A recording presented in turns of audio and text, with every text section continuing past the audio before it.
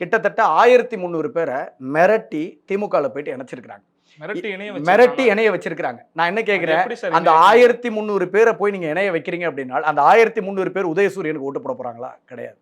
அவங்களுடைய ஓட்டு கண்டிப்பா தமிழக வெற்றி கழகத்துக்கு மட்டும்தான், விசில் சின்னத்துக்கு மட்டும்தான் இருக்கும். ஏன் அப்படின்னா அவங்களுடைய பெற்றோர்கள் அதை தெரிஞ்சுக்கும் பொழுது மிரட்டி தான் கூட்டிட்டு போறாங்க. அந்த ஊர் மக்கள் அதை இவங்களெல்லாம் மிரட்டி தான் கூட்டிட்டு போறாங்க அப்படின்னு தெரியும். மிரட்ட முடியும். இது ஜனநாயக நாடு, எப்படி மிரட்டி ஒருத்தவங்களை இந்த கட்சியில சேர்க்க முடியும்? ஜனநாயக நாட்டுல இன்னைக்கும் பொருளாதார ரீதியா கீழ்த்தங்கி இருக்கிறவங்களும் சரி, வட சென்னையில எல்லாம் பாத்தீங்கன்னா டெய்லி வேஜஸ் தான் அதிகமா இருக்கிறாங்க.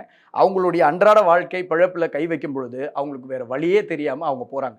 எத்தனை பேருடைய கதறல்கள் என்னுடைய ஃபோனில் இருக்குது, எவிடன்ஸ் இருக்குது. கண்ணீர் விட்டு போனவங்க எத்தனை பேர் இருக்காங்க, வீடியோ கால் பண்ணி என்கிட்ட பேசினவங்க எவ்வளோ பேர் இருக்காங்க.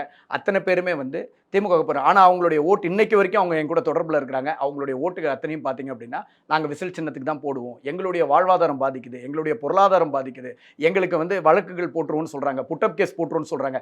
இப்படிப்பட்ட சூழலில் தான் இன்னைக்கு பல பேர் திமுகவால் மிரட்டப்பட்டு அந்த திமுக கட்சியில் கூட்டிகிட்டு போய் ஒரு சால்வை தான், அவங்களுக்கு எந்த பொறுப்புகளும் வழங்கப்படாது, ஒரு சால்வையை போட்டு ஒரு ஃபோட்டோவை போட்டு ஒரு பேப்பரில் கொண்டு வந்துடுறது. அதை எப்படி கொண்டு வருவாங்க அப்படின்னா தமிழக வெற்றி கழகத்தில் இருக்கிறவங்க திமுகவில் இணைந்தனர் இப்படின்னு சொல்லி ஒரு பிம்பத்தை மக்கள் மத்தியில் கொண்டு இந்த தேர்தலில் எல்லாருமே திமுகவுக்கு தான் எல்லாம் ஆதரவு தெரிவிக்கிறாங்க அப்படின்ற ஒரு பொய்யான பிம்பத்தை உருவாக்குவதற்காக அவங்க செய்யக்கூடிய செயல் திட்டங்கள்.